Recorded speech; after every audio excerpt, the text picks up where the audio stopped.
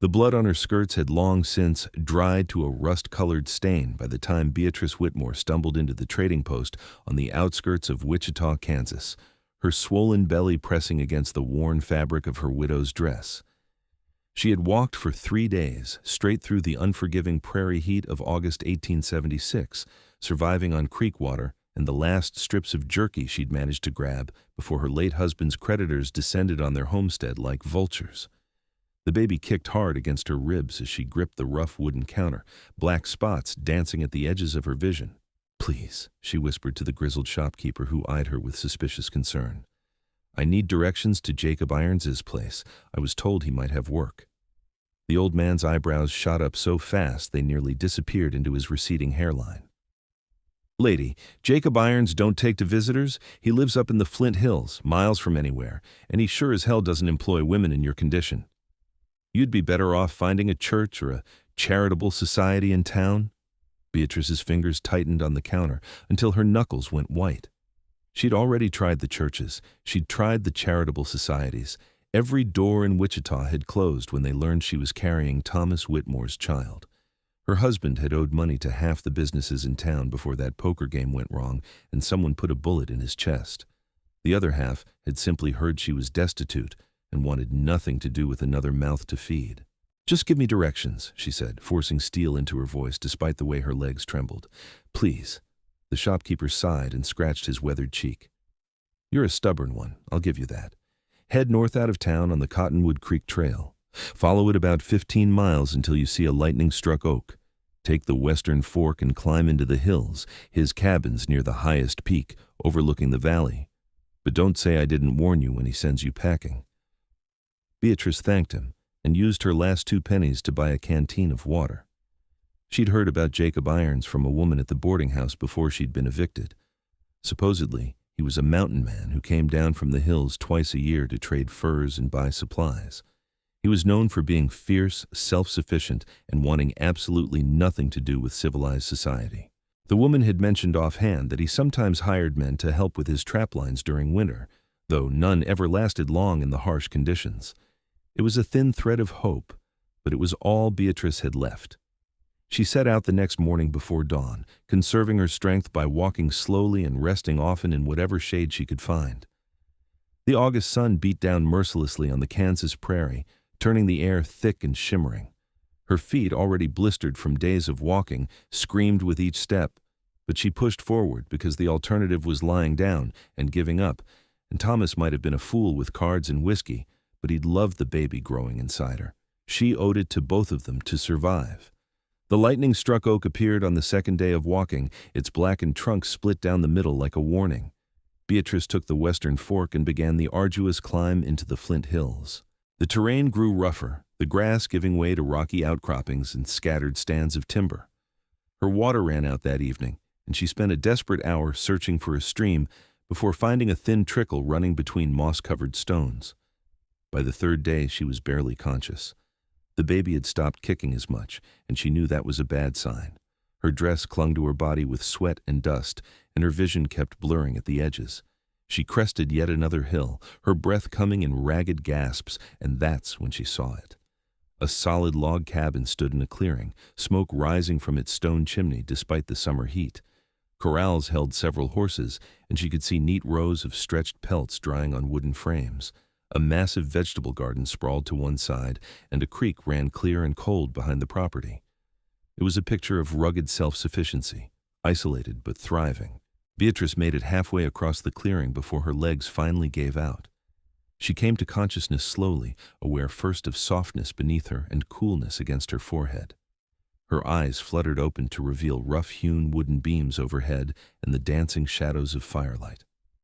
She was lying on a bed, a real bed, with a corn-husk mattress and clean blankets, and someone had removed her filthy dress and replaced it with a man's oversized shirt that smelled of pine and wood smoke.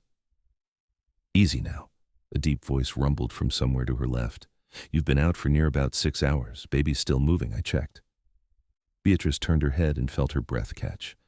The man sitting in a chair beside the bed was the most imposing human being she'd ever seen.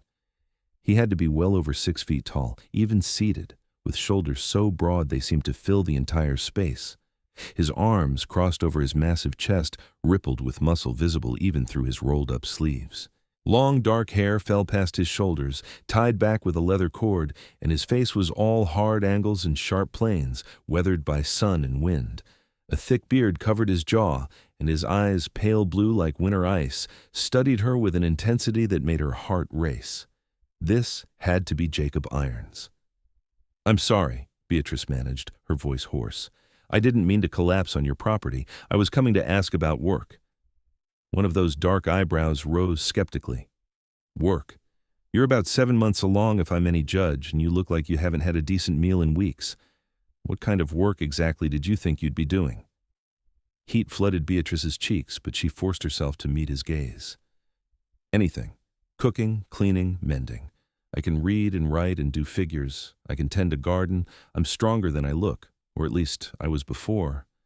She trailed off, unsure how to explain the cascade of disasters that had brought her here.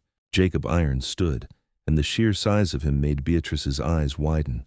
He moved to the fireplace where a pot hung over the flames and ladled something into a wooden bowl. When he returned and held it out to her, she caught the rich scent of venison stew. "Eat first," he said gruffly. "Then we'll talk." Beatrice struggled to sit up, wincing at how weak her body felt. Jacob set the bowl on a small table beside the bed and, without asking permission, slid one massive arm behind her shoulders and lifted her as easily as if she weighed nothing. He propped pillows behind her back and handed her the bowl and a spoon. "Thank you," Beatrice whispered, and then she was too busy eating to say anything else.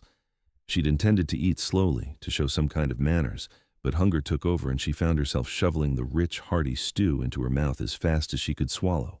Jacob watched her for a moment, something unreadable flickering across his rugged features, then went to refill the bowl. He brought her 3 helpings before she finally felt satisfied, and by then a little color had returned to her cheeks. "Now," Jacob said, settling back into his chair, "you want to tell me what you're really doing here, Mrs. Whitmore?" Beatrice startled at the use of her name. "How did you know?" "Found papers in your pocket. Had to check them to see if you had family I should contact." He paused, his expression growing harder. "I know about your husband. Everyone who comes through the trading post hears about the fool who got himself shot over a crooked card game. I also heard his widow was left with nothing but his debts." Shame burned through Beatrice, but she lifted her chin. "Then you know I'm not lying when I say I need work. I have no money, no home, and no family. The baby's due in about 2 months, and I need somewhere safe to have it. After that, I'll work off whatever I owe you for your kindness and be on my way." Jacob Irons studied her in silence for a long moment. His pale blue eyes seemed to see right through her, cataloging every bruise, every sign of hardship, every ounce of desperate determination that had brought her to his doorstep.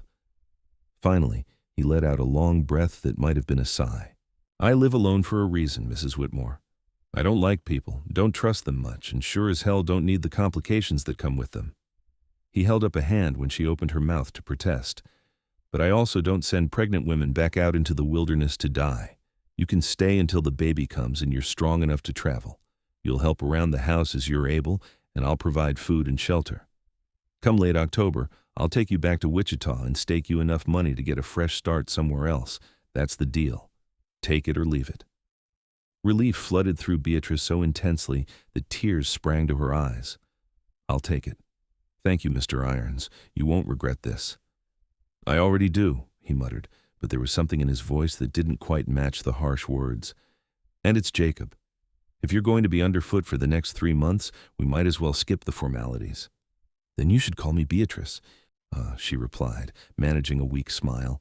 Jacob nodded curtly and stood. "You need more rest. I'll be outside checking the trap lines. There's a chamber pot under the bed and water in the pitcher on the dresser. Don't try to do anything stupid like walking around too much. You're exhausted and dehydrated, and that baby needs you to take it easy." He was gone before Beatrice could respond, the door closing firmly behind him. She lay back against the pillows, her hand resting on her swollen belly, and felt the baby kick reassuringly. For the first time in weeks, she allowed herself to believe that maybe, just maybe, they were going to be all right. The days that followed fell into an unexpected rhythm. Beatrice slept for the better part of that first week, her body desperately trying to recover from the ordeal of her journey. Jacob brought her meals 3 times a day, hearty portions of meat and vegetables that gradually restored her strength. He didn't talk much, just set the food down, asked if she needed anything, and left again. But his actions spoke louder than words. He'd given her his bed while he slept on the floor near the fireplace. He'd washed her filthy dress and mended the tears. He'd even fashioned a stepping stool so she could reach the water pitcher more easily. By the second week, Beatrice was feeling strong enough to insist on helping around the cabin. Jacob resisted at first, his jaw setting in that stubborn line she was beginning to recognize, but she wore him down with persistent nagging until he finally agreed to let her handle light tasks. "Nothing heavy," he warned, pointing a finger at her. "No lifting, no hauling water, no scrubbing floors. You can do mending, help with cooking, and organize my supplies if you really need to keep busy. But the moment you feel tired, you sit down. Understood?" "Understood," Beatrice agreed meekly, though she had every intention of doing more when he wasn't watching.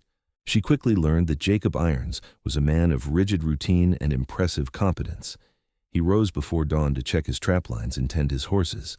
He hunted for fresh meat, maintained his equipment, and kept his property in immaculate order. His cabin was surprisingly clean for a bachelor's residence, everything in its place and organized with almost military precision.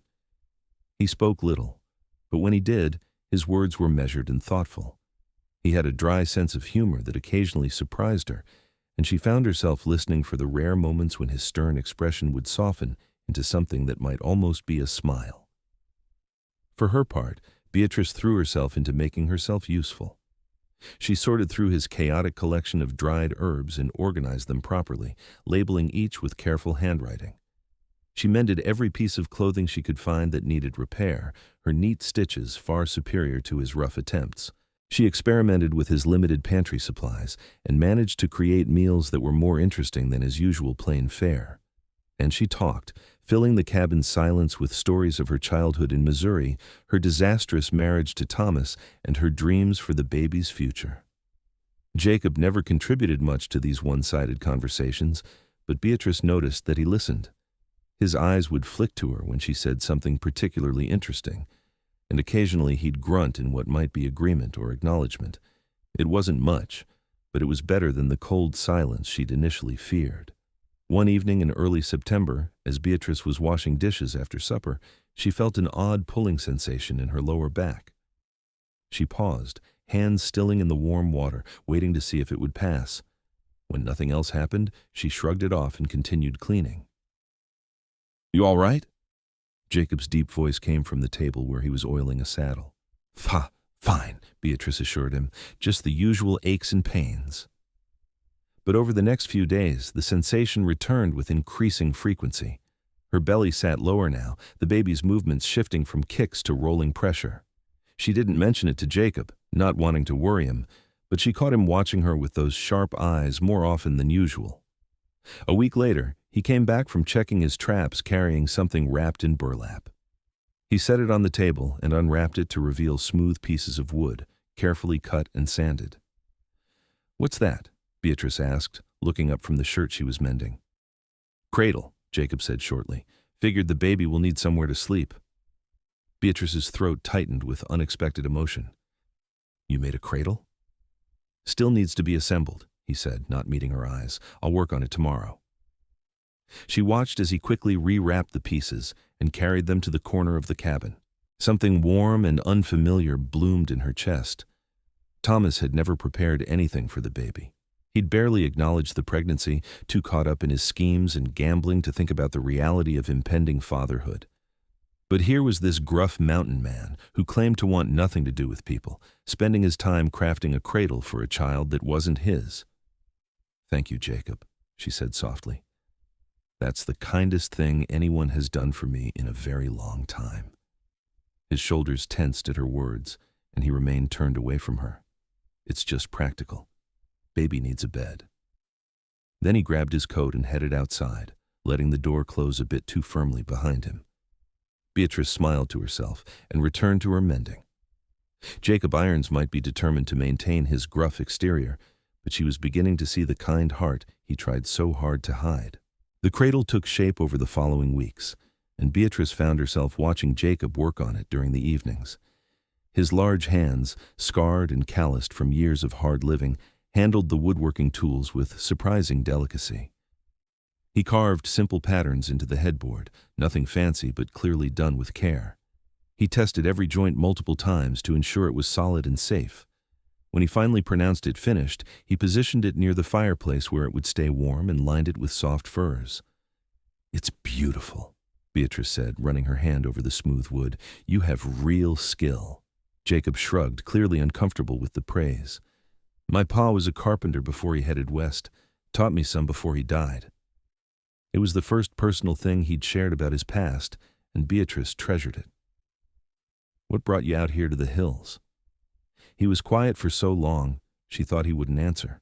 Then, "Didn't fit anywhere else. Tried working in town, but too many people, too many rules, too much noise. Came up here about 8 years ago and built this place with my own hands.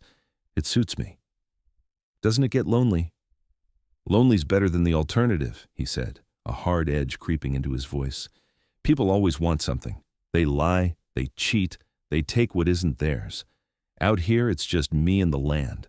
The land's honest, at least." Beatrice thought about Thomas, about the creditors, about all the doors slammed in her face. "I can understand that," she said quietly. "People have disappointed me too, but not everyone is bad. You're proof of that." Jacob's jaw clenched, and he turned away. "Don't go making me into something I'm not. I'm just a man who doesn't let pregnant women die on his property. That's basic decency, not heroism." But Beatrice was beginning to think there was much more to Jacob Irons than he wanted anyone to see.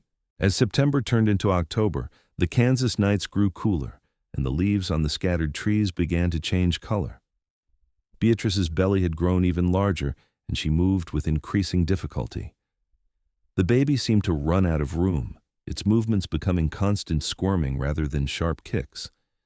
She slept poorly, unable to find a comfortable position, and often woke to find Jacob watching her from his bedroll by the fire, concern etched on his rugged face. "I'm fine," she'd whisper, not wanting to disturb him further. "You're not fine," he'd reply, "but there's not much either of us can do about it except wait." One afternoon in mid-October, Beatrice was sitting in the rocking chair Jacob had brought in from somewhere, shelling beans for supper, when he came back from hunting with a deer slung over his broad shoulders. She'd grown used to the sight of him carrying heavy loads that would have required 2 normal men, but she still found herself admiring the way his muscles flexed beneath his shirt. It was a dangerous thought, and she pushed it away quickly. Jacob had given her shelter out of obligation, nothing more. The fact that she'd started noticing the way firelight caught in his long, dark hair, or how his rare smiles made her heart skip, or how safe she felt when he was near, that was just her pregnancy making her emotional and dependent. It didn't mean anything. Except, it did mean something, and Beatrice was having an increasingly hard time denying it. She was falling in love with Jacob Irons. It was a foolish, impossible thing. He'd made it clear from the beginning that she'd be leaving once the baby was born, and she was strong enough to travel. He'd shown her kindness, yes, but nothing that suggested he saw her as anything other than a temporary responsibility. And she was in no position to offer anything to anyone. She was a destitute widow, carrying another man's child, with no prospects and no future beyond survival. But her heart didn't care about logic. It noticed the gentle way Jacob helped her stand when she struggled. It treasured the evening he'd made her a footstool to ease the swelling in her ankles. It remembered how he'd stayed up all night the week before when she'd had a fever, changing cool cloths on her forehead and making her drink water until it broke. It heard the worry in his voice when he asked how she was feeling, even though he tried to sound gruff and indifferent. Jacob was a good man, perhaps the best she'd ever known, and the knowledge that she'd have to leave him in a few short weeks made her chest ache. She was so lost in her thoughts that she didn't notice him standing in the doorway until he spoke. "Beatrice, you all right? You've been staring at those beans for 5 minutes." She looked up, startled, and found him watching her with those penetrating blue eyes. "Sorry, just wool gathering." He set the deer down on his work table outside and came into the cabin, closing the door against the October chill. "You've been quiet the past few days. Something wrong?" "Everything," Beatrice wanted to say. I'm in love with you and I have to leave and my heart's going to break. But instead she forced a smile and said, I'm just tired. The baby makes it hard to sleep. Jacob studied her for a long moment, and she had the unsettling feeling that he could see right through her lie. But he didn't push. He never pushed. Instead, he took the bowl of beans from her lap and set it aside. Come on, he said, offering her his hand. You've been sitting too long. Let's walk a bit. Beatrice let him pull her to her feet, gasping at the sudden pressure in her lower back. Jacob's arm immediately went around her waist, supporting her weight, and she leaned into his solid strength gratefully. They walked slowly around the clearing, Jacob matching his stride to her waddling pace. The autumn air was crisp and clean, and the late afternoon sun painted everything in shades of gold. Beatrice breathed deeply, savoring the peace of this place that had become, however temporarily, her home. I'm going to miss this, she said before she could stop herself. Jacob's arm tightened slightly around her waist. Miss what? All of it. The quiet, the beauty, the feeling of safety. You, she added silently. He was quiet for several steps. Then, you don't have to leave right away. I said late October, but that doesn't have to be exact. You can stay until you're fully recovered, until the baby's strong enough for travel. Hope fluttered in Beatrice's chest, painful and fragile. That could be weeks, maybe longer. I don't want to impose on you more than I already have. If it was an imposition, I wouldn't offer, Jacob said, his deep voice rough. The truth is, I've gotten used to having you here. The cabin feels less empty. Having someone to talk to, even if I'm not much for conversation, it's not as bad as I thought it would be. Beatrice's heart pounded so hard, she was sure he must be able to hear it. I've gotten used to being here too. Used to you. They'd stopped walking and were standing at the edge of the clearing, looking out over the valley below. The Flint Hills rolled away in endless waves of grass and stone, wild and beautiful and utterly free. Jacob's arm was still around her waist and she could feel the solid warmth of him pressed against her side. Beatrice, he said, and there was something in his voice she'd never heard before, something vulnerable and uncertain. I need to tell you something, and I need you to let me finish before you respond. She nodded, not trusting her voice. Jacob took a deep breath, his chest expanding against her shoulder. I didn't want you here at first. I resented the intrusion, resented the responsibility. But somewhere along the way, that changed. You changed it. You're brave and strong and stubborn, and you make me laugh with your stories even when I don't want to. You've made this cabin into a home instead of just a place to sleep. And the thought of you leaving, of going back to Wichita to face that world alone with a newborn, it makes me angry in ways I don't quite understand. Beatrice's breath caught, but Jacob wasn't finished. I know I'm not an easy man. I'm rough and I like my solitude, and I don't know the first thing about being a husband or a father. But I care about you, Beatrice, more than I should, probably more than is smart. And if you wanted to stay, not just for a few weeks, but permanently, I'd like that. I'd like that a lot. The world seemed to narrow to just the two of them, standing on the edge of the hills with the autumn wind whispering through the grass. Beatrice turned to face him, forcing him to drop his arm from her waist, and looked up into his weathered face. His pale blue eyes held a mixture of hope and fear that made her heart ache. You want me to stay? She asked, needing to be absolutely certain she understood. Even with the baby? Even knowing I come with nothing but problems and a past I can't change? Jacob's large hand came up to cup her cheek, his calloused palm impossibly gentle. I want you to stay. Both of you. I'm not Thomas, and I'll never try to be, but I can provide for you, protect you, care for you both, if you'll let me. Tears spilled down Beatrice's cheeks, but for the first time in months, they were tears of joy. I love you, Jacob Irons. I've been trying not to because it seems so hopeless, but I love you and I want to stay more than anything in this world. The smile that spread across Jacob's face was like sunrise breaking over the mountains, transforming his stern features into something beautiful. Thank God, he breathed, and then he was kissing her. It was a gentle kiss, careful of her condition and her past, but it held a promise of passion to come. Beatrice wrapped her arms around his neck as much as her belly would allow and kissed him back with all the emotion she'd been holding inside. Jacob's arms encircled her, making her feel small and protected despite her pregnant bulk, and she melted into his embrace. When they finally broke apart, both breathing hard, Jacob rested his forehead against hers. "We'll go to town next week, find a preacher, do this properly." "I'd like that," Beatrice whispered. "I'd like that very much." They stood there together as the sun set over the Flint Hills, two broken people who'd found unexpected healing in each other's arms. The trip to Wichita happened the following week on a bright October morning. Jacob hitched his gentlest mare to a small wagon and filled it with furs to trade, making a comfortable nest of blankets for Beatrice to sit in. The journey took most of the day, with frequent stops to let her stretch and rest, but Jacob never showed the slightest impatience. He helped her in and out of the wagon with careful strength, his hands lingering on her waist a moment longer than necessary each time. They reached Wichita just as the sun was beginning to set, and Beatrice felt her anxiety rise as they entered the town. The last time she'd been here, she'd been desperate and rejected, turned away from every door. Now, she was returning on the arm of a man who looked like he could tear the town apart with his bare hands if anyone dared speak against her. Jacob seemed to sense her nervousness. He reached over and took her hand, giving it a reassuring squeeze. "No one's going to hurt you, not while I'm here." They found a boarding house that was willing to rent them separate rooms for the night, though the proprietress raised her eyebrows at Jacob's rough appearance and Beatrice's obvious pregnancy. Jacob stared her down with those ice-blue eyes until the woman flushed and handed over the keys without comment. "I'll be right next door," Jacob said as he walked Beatrice to her room. "If you need anything, just knock on the wall." "Thank you," Beatrice said, standing on her tiptoes to kiss his bearded cheek. "For everything."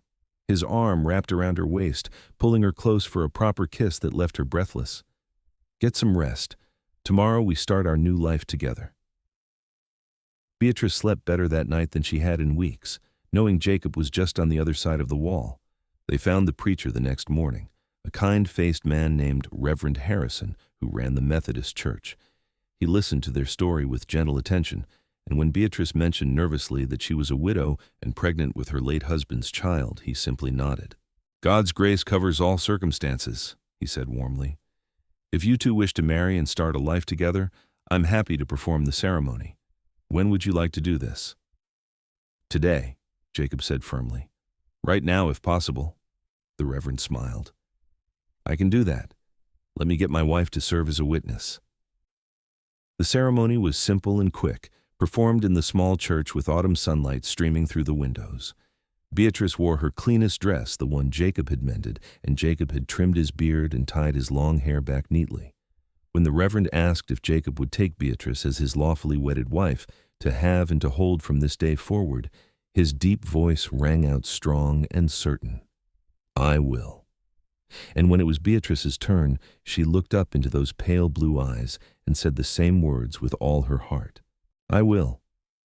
The Reverend pronounced them man and wife, and when Jacob kissed her, sealing their vows, Beatrice felt something break open inside her chest. She was safe. She was wanted. She was loved. After so much darkness, she'd finally found light. They spent the rest of the day in town handling practical matters. Jacob traded his furs for a good price and used the money to buy supplies for the coming winter. He insisted on getting fabric for baby clothes, yarn for knitting, and a warm coat for Beatrice to replace her threadbare shawl. When she protested the expense, he fixed her with a stern look. "You're my wife now. That means I provide for you properly. Don't argue." "Yes, husband," Beatrice said with a teasing smile, and was rewarded with one of his rare grins. They returned to the cabin the next day, and as Jacob helped her down from the wagon, he suddenly swept her up into his arms, making her squeal with surprise. "Jacob, put me down. I'm too heavy." "You weigh nothing," he said, carrying her easily toward the cabin door. "And a man's supposed to carry his bride over the threshold. I'm doing this right." He carried her inside and set her gently on her feet, then pulled her into a kiss that was deeper and more passionate than any they'd shared before. Beatrice responded eagerly, her hands tangling in his long hair, her body pressing against his as much as her pregnant belly would allow. "I want you," Jacob murmured against her lips, his large hands spanning her waist. "But I don't want to hurt you or the baby." "You won't," Beatrice assured him, though in truth she wasn't sure. Her experience with Thomas had been awkward at best and painful at worst, but something told her it would be different with Jacob. Everything was different with Jacob. He took his time, undressing her with gentle reverence, his calloused hands sliding over her swollen body with appreciation rather than disgust. He laid her on the bed and loved her slowly, carefully, whispering how beautiful she was, how strong, how brave. And when they finally came together, it was nothing like what Beatrice had known before. It was tender and passionate and overwhelming, and she clung to Jacob's broad shoulders and felt tears stream down her face from the sheer emotion of it. Afterward, they lay tangled together under the blankets, Jacob's large hand resting protectively on her belly. The baby kicked against his palm, and Beatrice felt him jolt with surprise. "That's incredible," he said, wonder in his deep voice. "It's really in there." "She," Beatrice said. "I think it's a girl. Might be a boy. Could be. Either way, this baby's lucky to have you as a father." Jacob's arm tightened around her. "I'll do my best by both of you. That's a promise." And Beatrice knew, with absolute certainty, that Jacob Irons was a man who kept his promises. The next 3 weeks passed in a haze of contentment. Beatrice and Jacob settled into married life with surprising ease, learning each other's rhythms and preferences. Jacob taught her how to cure meat properly and identify useful plants in the hills. Beatrice taught him how to make bread that was actually fluffy and showed him her system for organizing supplies so he could find things quickly.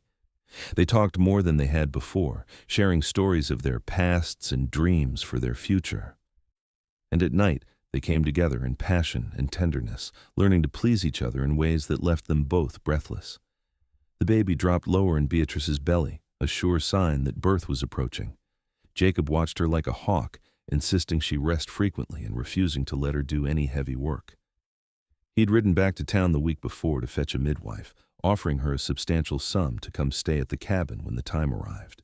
"Can't take chances," he'd said when Beatrice protested the expense. "Need someone who knows what they're doing."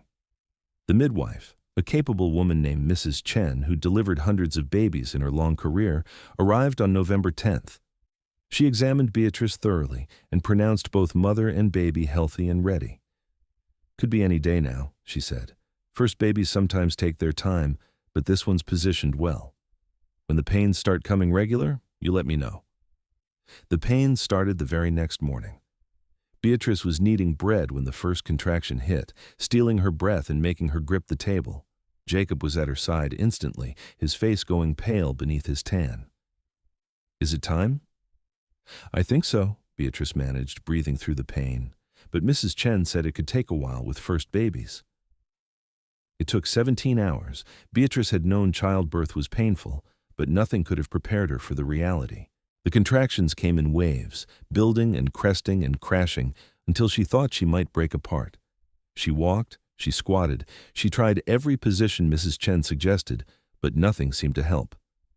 Jacob stayed by her side the entire time, holding her hand, supporting her weight when her legs trembled, wiping her face with cool cloths. He never flinched when she squeezed his hand hard enough to hurt, never complained when she yelled at him during a particularly bad contraction. "You're doing beautifully," he murmured in her ear, his deep voice cutting through the haze of pain. "You're so strong, Beatrice. Just a bit longer." As night fell and the contractions intensified, Mrs. Chen examined her again and announced she was finally ready to push. The next hour was a blur of effort and agony and determination. Beatrice bore down with everything she had, Jacob's voice in her ear encouraging her, Mrs. Chen's firm instructions guiding her. And then, just past midnight on November 12th, 1876, a baby's cry filled the cabin. "It's a boy," Mrs. Chen announced, holding up the squalling infant. "A healthy, strong boy." Beatrice collapsed back against Jacob's chest, sobbing with relief and exhaustion. Jacob's arms wrapped around her, holding her safe, and she felt his tears falling into her hair.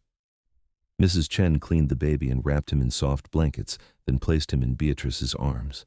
The infant's cries quieted as he nestled against his mother's chest, tiny fists waving. He had a shock of dark hair and Thomas's nose, but his eyes, when they fluttered open, were pale blue like Jacob's.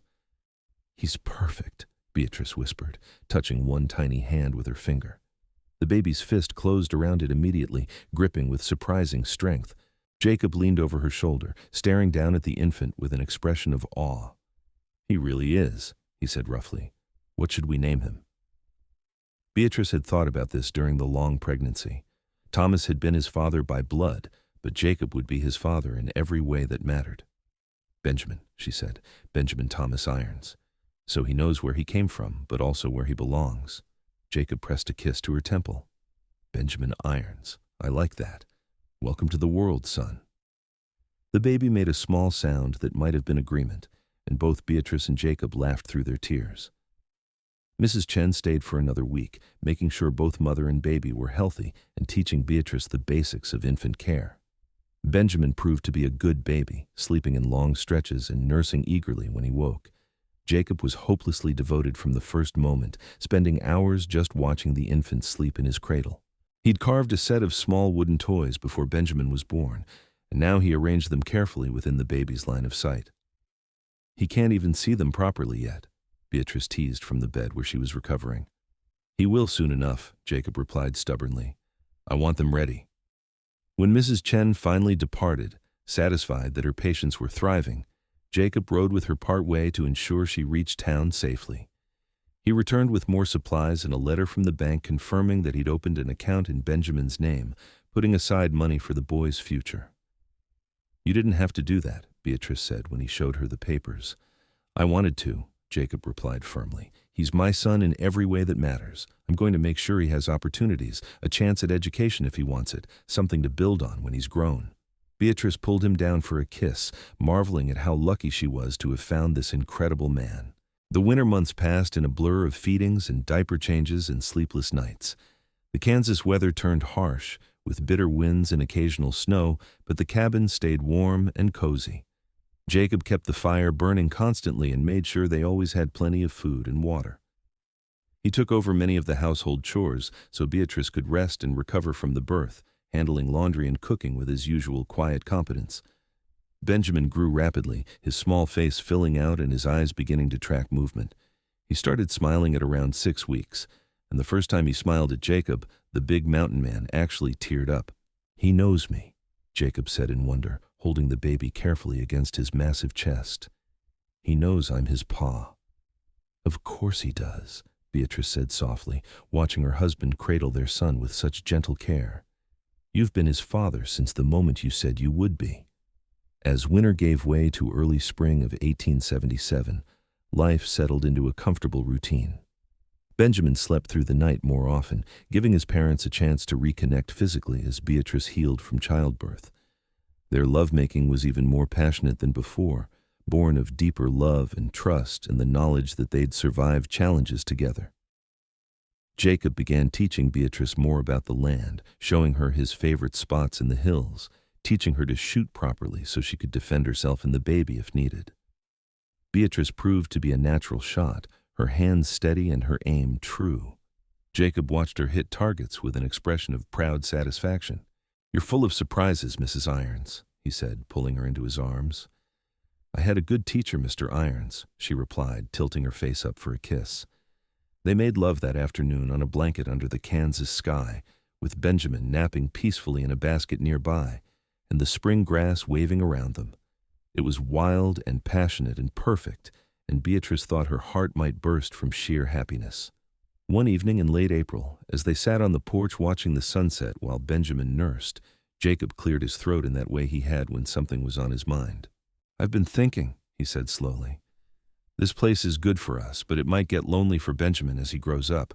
No other children to play with, no real school." Beatrice's heart sank. "Are you saying you want to move to town?" "No," Jacob said quickly, his arm tightening around her shoulders. "I'm saying maybe we should think about giving Benjamin a brother or sister eventually. Not right away, but when you're ready. I know pregnancy and birth were hard on you, and I'd never force anything, but I wanted you to know I'd like more children if you would."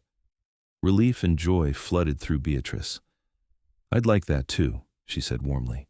"Maybe wait until Benjamin's a bit older, but yes, I want more children with you." Jacob kissed the top of her head. "Good. That's real good." They sat in companionable silence, watching the sky turn from gold to pink to purple. Benjamin finished nursing and fell asleep in Beatrice's arms, his little face peaceful and content. The Flint Hills stretched out before them, wild and beautiful, and somewhere in the distance a hawk cried out. This was home, Beatrice thought, not just the cabin or the land, but this feeling of safety and love and belonging. She'd been a desperate widow with nowhere to turn, and Jacob had opened his door and his heart. He'd given her everything she needed, and so much more than she'd ever dared hope for. "I love you," she said softly, looking up at her husband's rugged profile. Jacob turned to meet her gaze, those pale blue eyes warm with emotion. "I love you too, both of you, more than I ever thought I could love anything." As the first stars appeared in the darkening sky, Beatrice leaned against Jacob's solid warmth and felt completely, perfectly at peace. The months and years that followed brought both challenges and joys, as all lives do. Benjamin grew into a sturdy toddler with his mother's quick mind and his father's physical strength. He took his first steps on the porch of the cabin, with both parents cheering him on, and said his first word at 14 months, "Pa." Jacob couldn't stop grinning for a week. When Benjamin was 2 years old, Beatrice discovered she was pregnant again. This pregnancy was easier than the first, perhaps because she wasn't starving and terrified, or perhaps because she had Jacob's constant support. He fussed over her even more than before, insisting she rest and refusing to let her lift anything heavier than Benjamin. Their daughter was born in March of 1879 during a fierce spring storm. The labor was shorter this time, only 8 hours, and when the baby emerged, she came out screaming her displeasure at the world. She had Jacob's dark hair and Beatrice's features, and her pale blue eyes were fierce and determined from the start. "She's got spirit," Mrs. Chen said approvingly, handing the cleaned baby to Beatrice. "This one's going to be a handful." They named her Sarah Elizabeth, and Mrs. Chen's prediction proved accurate. Sarah was a demanding baby who wanted constant attention and made her opinions known loudly. But she was also affectionate and curious, and both her parents adored her completely. Benjamin was fascinated by his baby sister, wanting to help with everything. Jacob built him a small stool so he could stand beside Beatrice when she changed Sarah's diapers, and the little boy would carefully hand his mother the supplies she needed. "Good helper," Beatrice would praise, and Benjamin would beam with pride. As the children grew, the cabin sometimes felt crowded, so Jacob spent a summer adding 2 additional rooms, one for the children to share and one for storage. He also expanded the garden and built a proper barn for the horses and the milk cow he'd purchased. The property gradually transformed from a simple mountain man's camp into a thriving homestead. Beatrice started teaching Benjamin his letters when he turned 4, using a slate and chalk Jacob had bought in town. The boy proved to be a quick learner, soaking up knowledge with eager enthusiasm. Sarah, still a toddler, would sit nearby and scribble on her own slate, determined not to be left out. Life wasn't always easy. There were harsh winters that tested their endurance, and years when game was scarce and money tight. Sarah came down with a terrible fever when she was 3 that had both parents terrified for a week before it finally broke. Benjamin broke his arm falling out of a tree when he was 6, and Beatrice had to ride with him to town to have it set while Jacob stayed home with Sarah. But through all the challenges, Jacob and Beatrice's love only deepened. They celebrated their 5th wedding anniversary with a rare trip to town, leaving the children with Mrs. Chen for a night. Jacob took Beatrice to dinner at the hotel restaurant, both of them dressed in their best clothes, and they danced in their room afterward to music drifting up from the saloon below. "Best decision I ever made," Jacob said, holding her close. "Letting you into my life." "Best decision I ever made was stumbling onto your property," Beatrice replied, laughing, "though I didn't have many choices at the time." "Fate, then," Jacob said, spinning her around. "We were meant to find each other." Beatrice believed that with all her heart. When Beatrice was 30, she became pregnant one more time. This pregnancy was harder than the previous 2, perhaps because she was older, perhaps because she was chasing 2 active children. She suffered from persistent nausea and exhaustion, and Jacob worried constantly. "Maybe this is the last one," he said one evening, holding her as she lay in bed too tired to move. "I don't like seeing you suffer." "I'm fine," Beatrice insisted, though she secretly agreed. 3 children felt complete, felt right. Their second son was born in December of 1881, arriving 2 weeks early during the first major snowstorm of the season. Mrs. Chen couldn't make it through the weather, so Jacob had to deliver the baby himself, with only Beatrice's shouted instructions to guide him. The birth was fast and intense, and when Jacob caught his son in his large, trembling hands, his face was stark white with fear and relief. "You did it," he said hoarsely, placing the crying baby on Beatrice's chest. "You were incredible." They named him Daniel Jacob, and he proved to be the easiest of their 3 children. He was a calm, contented baby who rarely cried and slept through the night almost immediately. Benjamin and Sarah were entranced by their new brother, competing for the privilege of holding him or singing to him. The cabin, once a silent bachelor's dwelling, was now constantly filled with noise and laughter and life. Jacob, who'd claimed to want nothing to do with people, found himself surrounded by a family he loved more than anything in the world. He taught Benjamin and Sarah to ride and shoot, took them fishing in the creek, and carved toys for Daniel. He was patient with tantrums, firm but fair with discipline, and generous with praise and affection. Beatrice watched him become the father he'd never thought he could be, and fell in love with him all over again every single day. When Benjamin turned 10, Jacob began teaching him the fur trapping trade, taking the boy with him on his rounds. Benjamin took to it naturally, his quick mind mastering the techniques quickly. Sarah, not to be outdone, insisted on learning too, and Jacob found himself teaching his daughter how to set traps and track animals. Beatrice worried at first, but Jacob assured her that Sarah needed to know how to survive in this harsh land. "She's strong," he said proudly. "Takes after her mother." Daniel, still young, preferred staying home with Beatrice, helping her in the garden and with the chickens they'd acquired.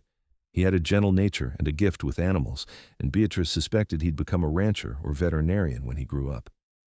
The years passed in a blur of seasons and celebrations and ordinary miracles. Birthdays were marked with special meals and small gifts. Christmas meant decorating a pine tree and singing carols. Summer evenings were spent on the porch, watching storms roll across the prairie while fireflies danced in the darkness. Beatrice's hair began to show threads of silver, and Jacob's beard went from dark to salt and pepper. Their hands grew more calloused, their bodies more weathered, but their love remained as strong as ever. They still made time for each other, stealing moments alone when the children were occupied, keeping the passion and tenderness that had brought them together. One evening in the summer of 1886, when Benjamin was 14, Sarah was 7, and Daniel was 4, the family gathered on the porch after supper to watch the sunset. It had become a tradition, this quiet time together at the end of each day. The children were arguing good-naturedly about whose turn it was to fetch water in the morning, while Jacob and Beatrice sat in the rocking chairs he'd made, their hands intertwined. "Can you believe it's been 10 years since we married?" Beatrice said softly, leaning her head on Jacob's broad shoulder. "Feels like yesterday and forever at the same time," Jacob replied, bringing her hand to his lips. "Best 10 years of my life." "Mine too," Beatrice said, watching their children with a heart full of love. "I was so lost when I came here, Jacob, so scared and alone, and you gave me everything I never knew I needed." Jacob's arm came around her shoulders, pulling her close. "You gave me more, Beatrice. You gave me a reason to live instead of just survive. You filled this empty place with love and laughter and purpose. I was just existing before you. Now I'm truly alive." They sat in comfortable silence, watching the sun paint the sky in brilliant shades of orange and pink. Benjamin was showing Sarah how to whittle, their dark heads bent together over a piece of wood. Daniel had fallen asleep in Beatrice's lap, his small body heavy with exhaustion from a day spent playing. "Do you ever regret it?" Beatrice asked suddenly. "Giving up your solitude for all this chaos?" Jacob turned to look at her, his pale blue eyes soft with emotion. "Never. Not for a single second. This chaos, as you call it, is the most beautiful thing I've ever known." Beatrice smiled and kissed him, tasting salt and sweetness and home. When they pulled apart, Sarah was making exaggerated gagging noises while Benjamin laughed. "Gross," Sarah announced. "You're too old to be kissing." "We'll never be too old," Jacob replied, grinning at his daughter's disgusted expression. "Someday you'll understand." "Never," Sarah said dramatically, but she was smiling. As darkness fell and the stars emerged one by one, the Irons family remained on the porch, reluctant to break the spell of perfect contentment. The Flint Hills stretched out before them, unchanged and eternal, bearing witness to the love that had transformed a mountain man's isolated cabin into a home filled with joy. Beatrice thought back to that desperate day 10 years ago when she'd stumbled into this clearing, pregnant and terrified and out of options. She'd been seeking nothing more than survival, a temporary refuge until she could figure out her next move. Instead, she'd found everything. She'd found love in the most unexpected place, from the most unexpected man. She'd found a family, a purpose, a life worth living. And Jacob, who'd built walls around his heart to keep the world out, had opened his door to a pregnant stranger and discovered that letting someone in didn't mean losing yourself. It meant becoming more than you ever thought you could be. "Time for bed," Beatrice said eventually, gently shaking Daniel awake. "Come on, everyone inside." The children groaned but obeyed, trooping into the cabin to get ready for sleep. Jacob and Beatrice followed more slowly, his hand resting on the small of her back the way it always did. Inside, the cabin was warm and welcoming, lit by oil lamps and the glow from the fireplace. They tucked the children into their beds, listening to prayers and dispensing goodnight kisses. Finally, alone in their own room, Jacob pulled Beatrice into his arms and just held her, his chin resting on top of her head. They swayed slightly, dancing to music only they could hear. "I love you, Beatrice Irons," he murmured into her hair. "Thank you for giving me this life." "I love you too, Jacob Irons," she replied, her arms tight around his waist. "Thank you for saving mine." They made love that night with the tenderness of long familiarity and the passion of endless devotion. Afterward, wrapped in each other's arms under the quilts Beatrice had sewn, they drifted off to sleep with smiles on their faces and peace in their hearts. Outside, the Kansas wind whispered through the grass, carrying with it the promise of another day, another season, another year of the life they'd built together. The cabin stood solid and strong, a testament to Jacob's skill and determination. The corrals held healthy horses, the garden grew lush with vegetables, and the children slept safe and warm in their beds. It was everything Beatrice had dreamed of during those dark days when she'd thought her life was over. It was more than Jacob had imagined possible during his years of lonely isolation.